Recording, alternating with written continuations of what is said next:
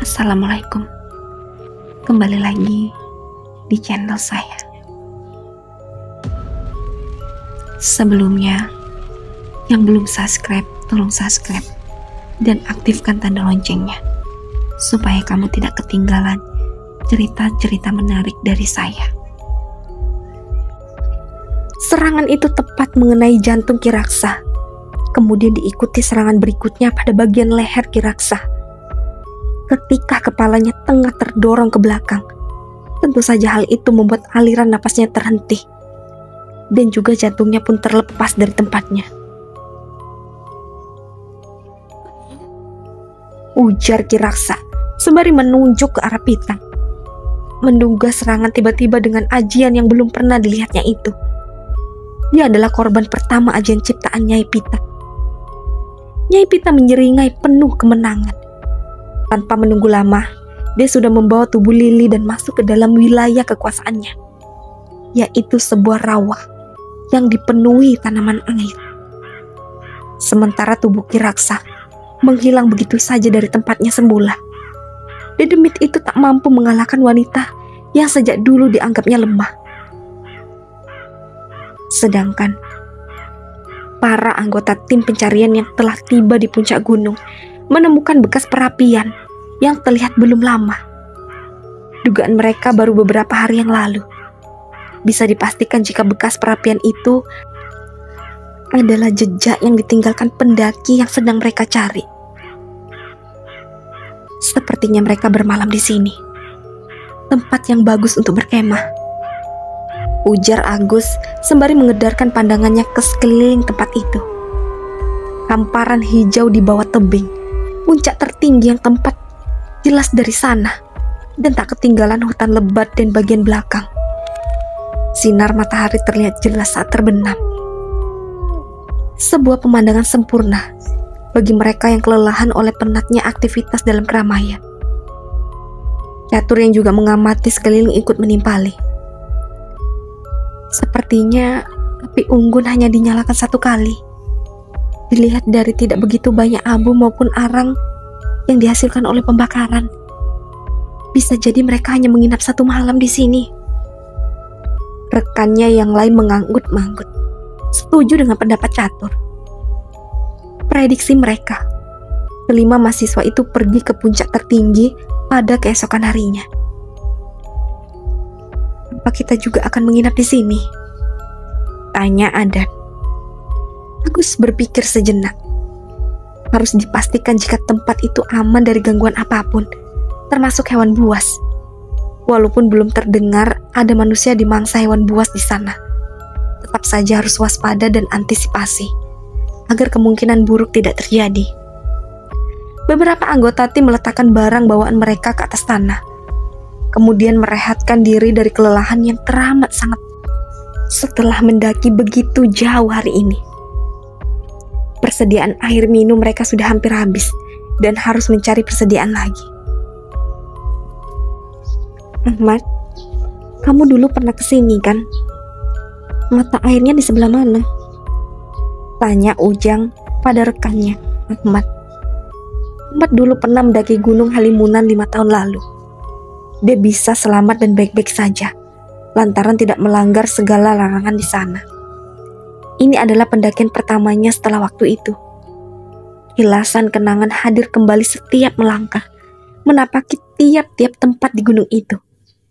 Dalam waktu bersamaan, dia juga yang menjadi pemandu bagi rekannya yang lain. Itu di sana. Ahmad menunjuk bagian belakang, yakni hutan belantara yang gelap.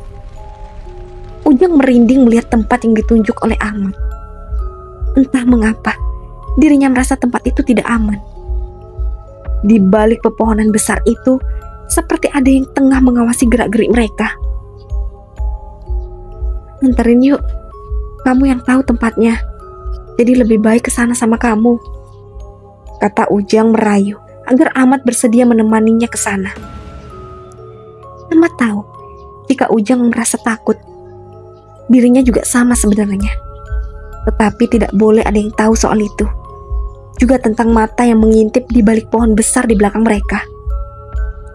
Ahmad bersama Ujang dan 2 rekan lainnya mengambil air ke sumber terdekat yang dimaksud oleh pemuda lajang tersebut. 30 meter kemudian, mereka berpapasan dengan Vika dan Wanda. Sepasang sejoli itu saling pandang. Kenapa ada orang lain di gunung itu? Mana rekan mereka yang lain? Apa mereka tersesat sampai ada tim SAR di tempat mereka berkemah? Vika dan Wanda berusaha menjalin komunikasi dengan 4 pemuda itu. Bertanya apa yang sebenarnya terjadi. Namun mereka seakan dianggap tidak ada. Diacuhkan begitu saja. "Kang, mau kemana?"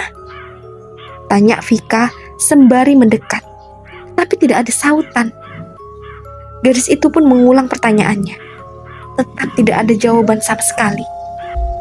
Vika dan Wanda saling pandang. Ada apa? Mengapa mereka tidak ada yang bisa mendengar ucapannya?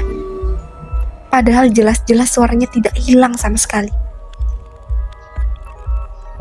Ada apa, Ndah?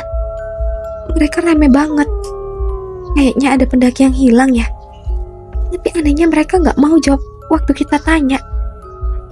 Apa sengaja cuekin aku ya? Wanda hanya mengedikkan bahunya. Tanda tidak tahu apa-apa. Tetapi Vika belum merasa puas. Dia ingin tahu ini dan itu, mengapa tiba-tiba banyak orang di sana. "Kang, punten, ada apa ya banyak orang di sini?" Namun tidak ada sautan sama sekali. Bahkan menoleh saja tidak.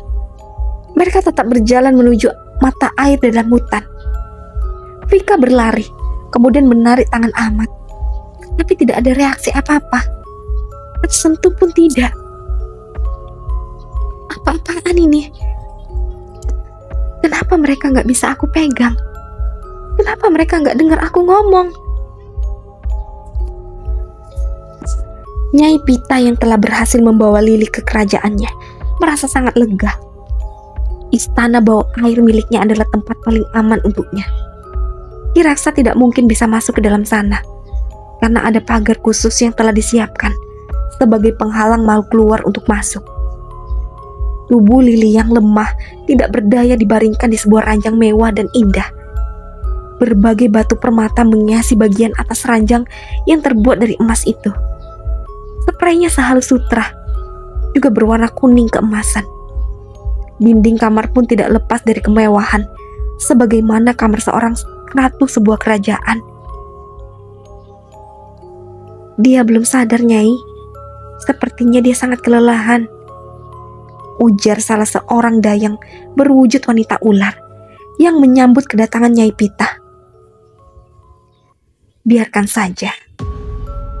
Nyai Pita yang baru saja masuk kamarnya menatap tubuh Lili yang masih tertidur nyenyak. Wujudnya berupa wanita tua yang dipenuhi kulit keriput yang membungkus tulang. Rambut panjangnya tergerai begitu saja di atas lantai. Bau anyir yang begitu kuat tak membuat Lili terbangun dari tidurnya. Perlahan, wanita tua itu mendekat menghampiri Lili. Kemudian merubah wujud wanita cantik sebelum duduk di samping tubuh Lili. Pakaian yang pakainya masih berupa kebaya putih dan kain jarit sebatas lutut. Begitupun rambut yang tersusun indah dengan hiasan bunga di sisi kiri wajahnya, menambah kesan anggun dan ayu padanya. "Kamu akan menemaniku di sini selamanya, kecuali jika ada yang bisa mengalahkan diriku sebelum purnama datang. Saat itulah kamu bisa bebas," ujar Nyai Pita Lili. Lili yang tengah terpejam rasa jika Pita mengatakan sesuatu padanya. Tapi entah mengapa, dirinya tidak bisa membuka mata dengan segera. Kedua kelopak matanya bagaikan dilem sebelumnya, hingga tidak bisa terbuka. Ada yang bisa mengalahkannya. Apa maksudnya? Batin Lili. "Tidurlah Lili. Besok aku akan mengajakmu jalan-jalan, mengelilingi kerajaanku," kata Nyai Pita lagi. Lili semakin keheranan. Kerajaan? Tetapi semua itu hanya bisa diucapkan dalam hati saja. Harry menaburkan bubuk halus yang dibawakan oleh Mbak Mijan ke sekeliling rumah. Kalung yang diberikan pun sudah dia dan istrinya pakai. Tidak ada pesan lain kecuali untuk datang ke sana lagi esok hari. Rencananya akan melakukan ritual di kaki Gunung Halimunan. Kamu yakin ini akan berhasil bawa Wanda pulang, Pak?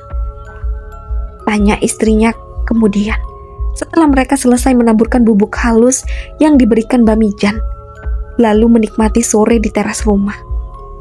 Cuaca yang gerah membuat mereka menunda waktu masuk rumah. Kalau Mama nggak yakin, kenapa Mama nyuruh Papa ke rumah Mbak Mijan? Udah dilakuin gini malah ragu.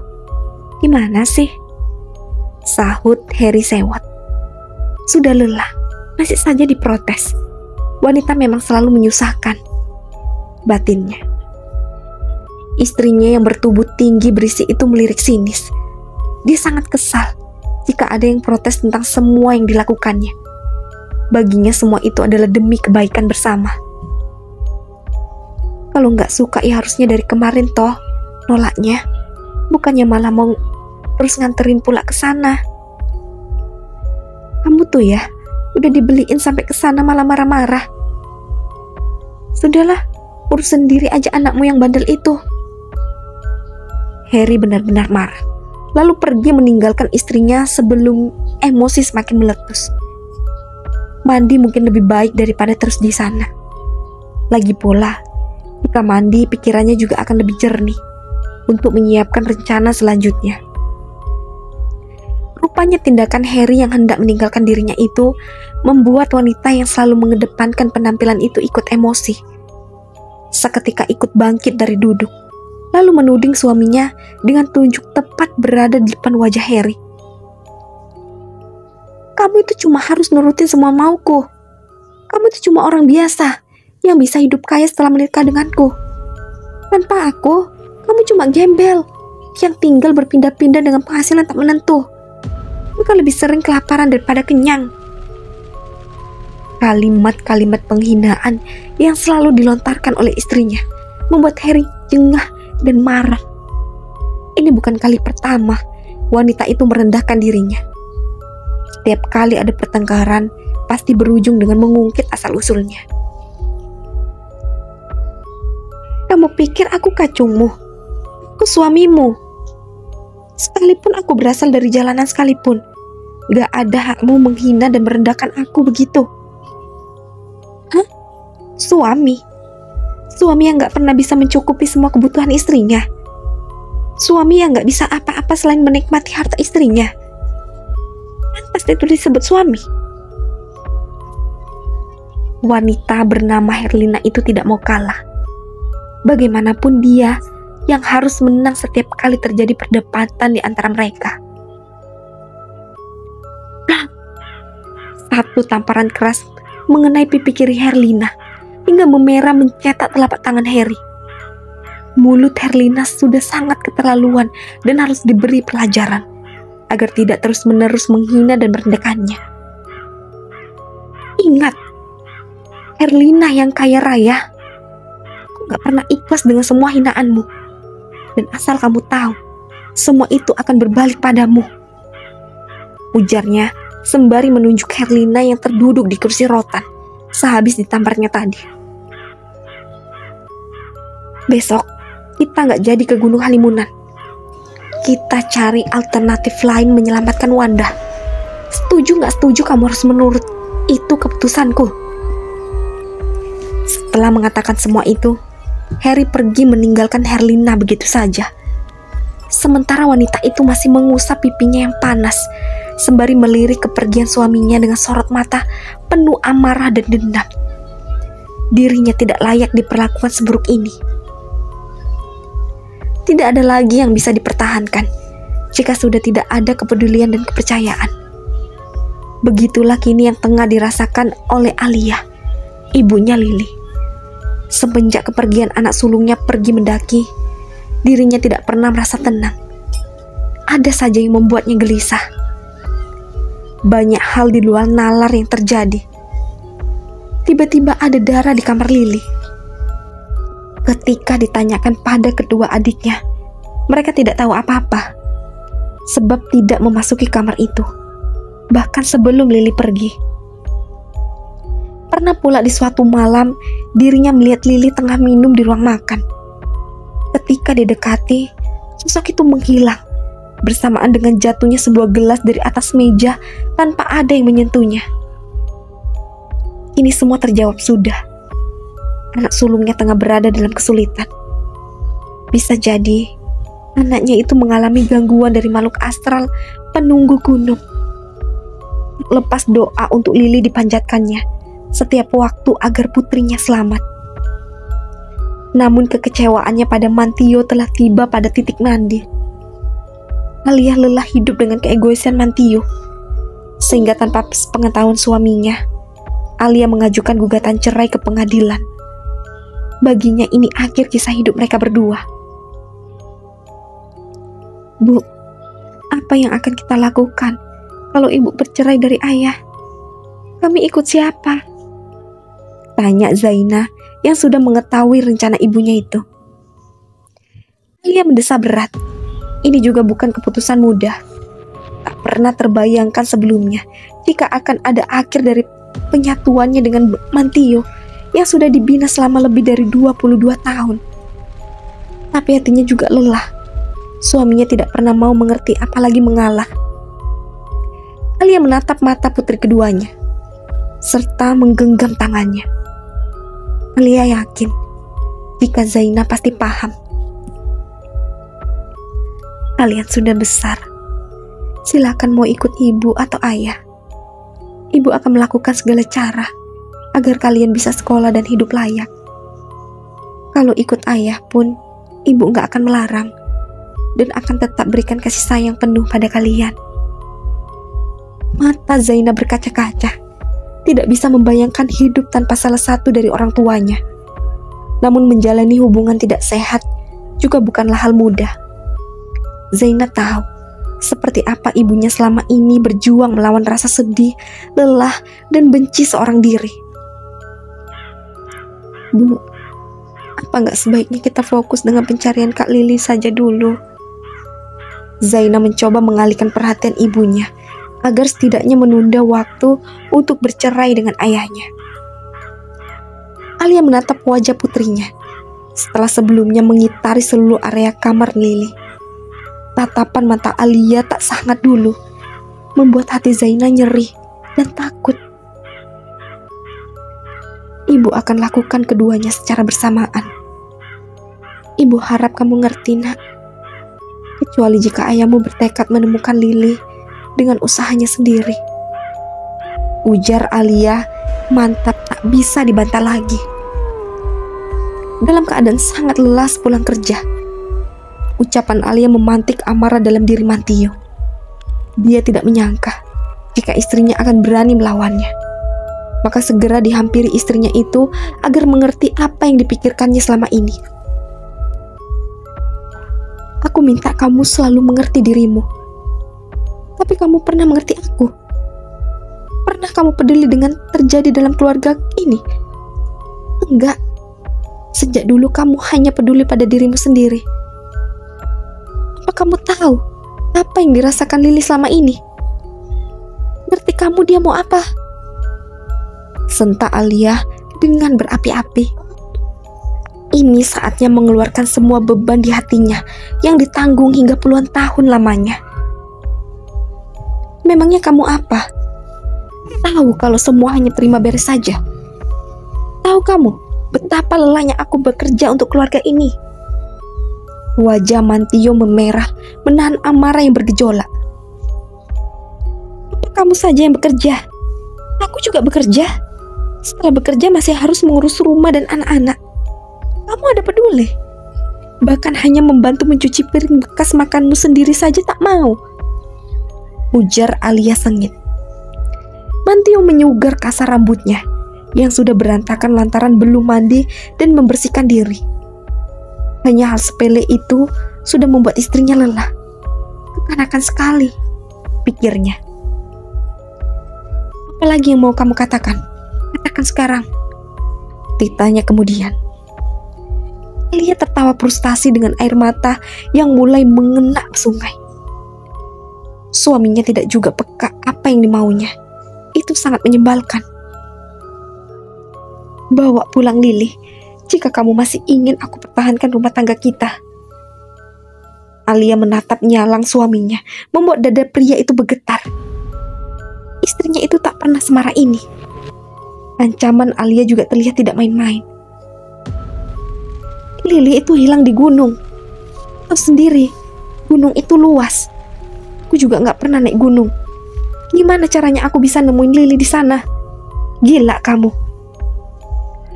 Aku gak mau tahu.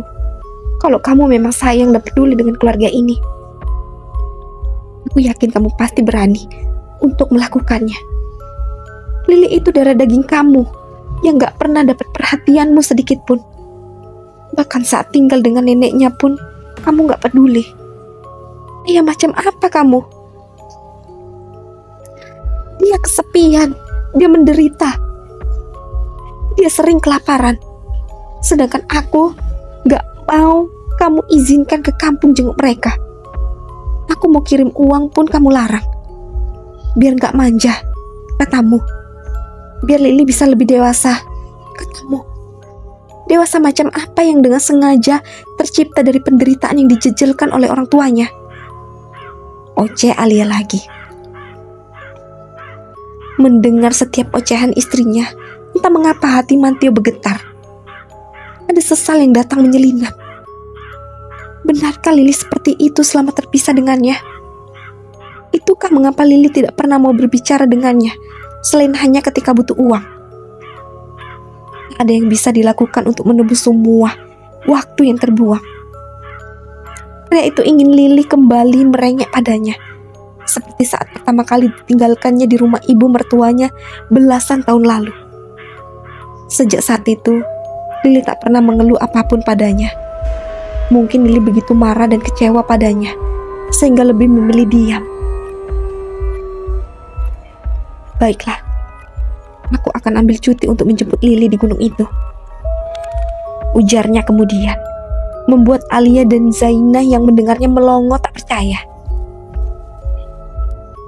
Rudi kelimpungan mencari Luki dan Lili. Kehilangan dua sahabat terakhirnya membuat Rudi panik, mencari dan terus mencari keberadaan mereka, memanggil nama mereka.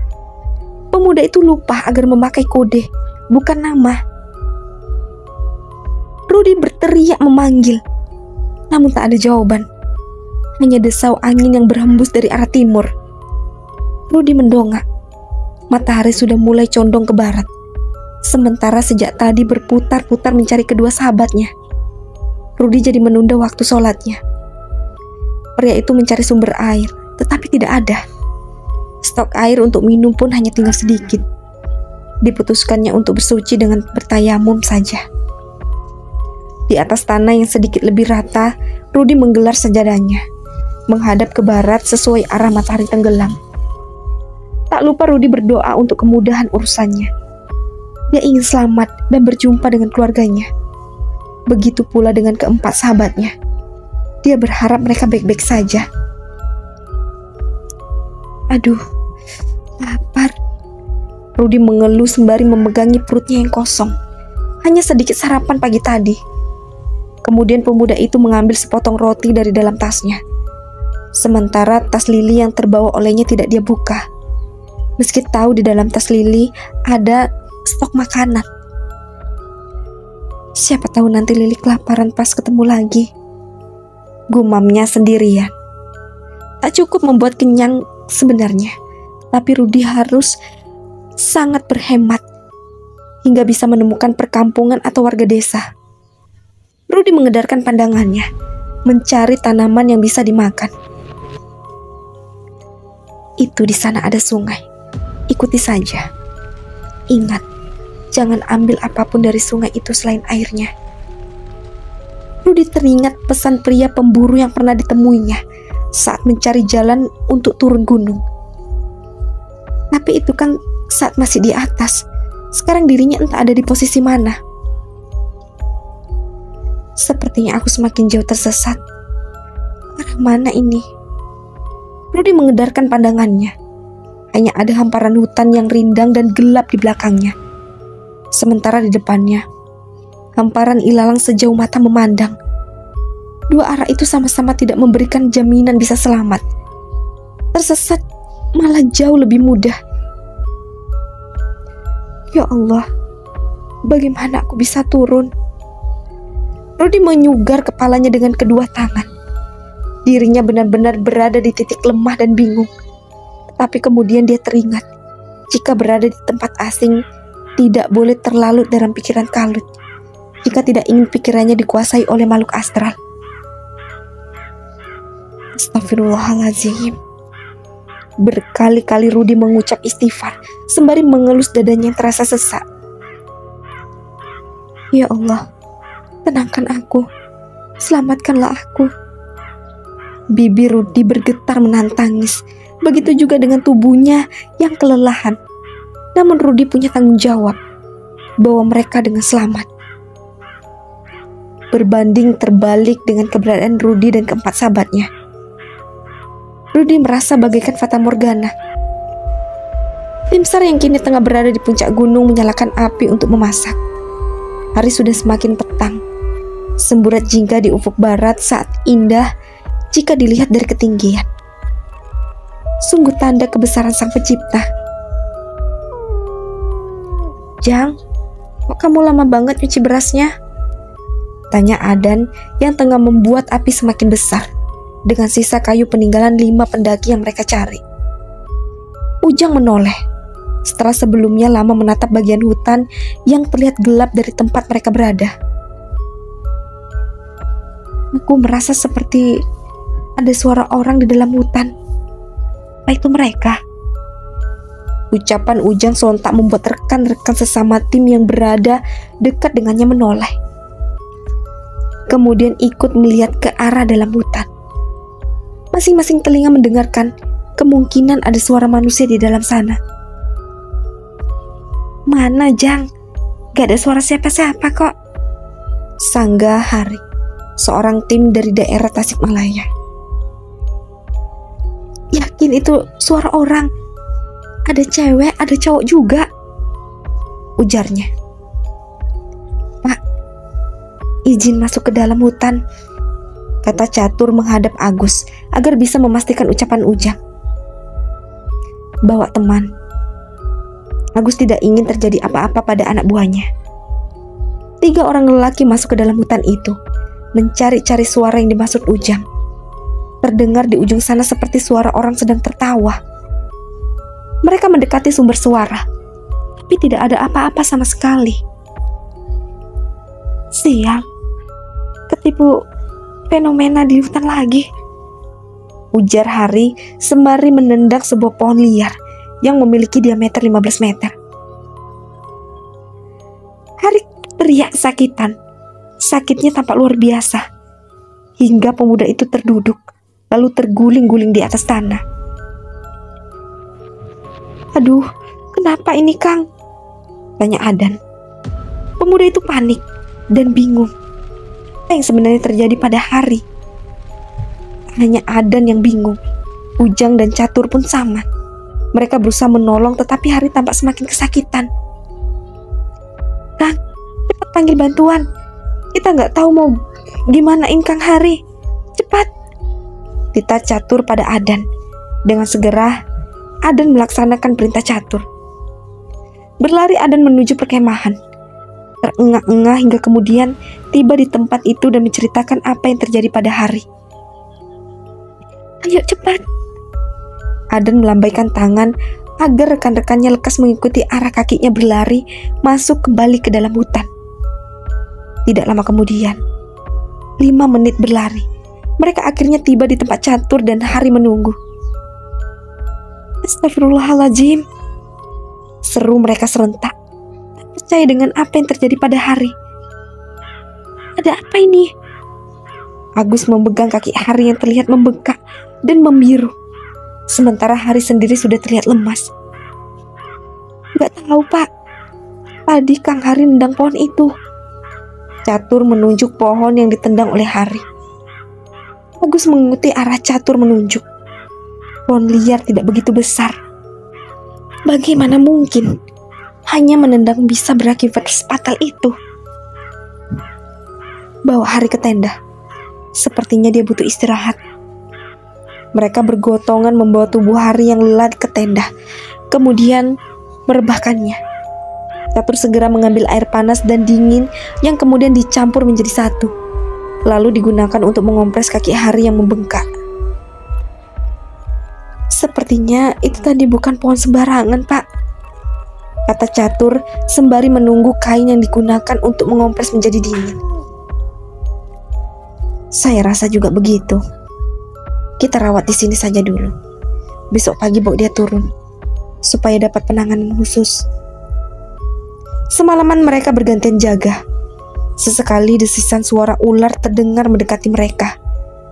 Tapi tidak ada binatang itu masuk wilayah perkemahan. Hal itu membuat mereka semakin waspada. Yang masih penasaran, lanjut ke part selanjutnya. Dan jangan lupa aktifkan tanda loncengnya dan subscribe. Assalamualaikum.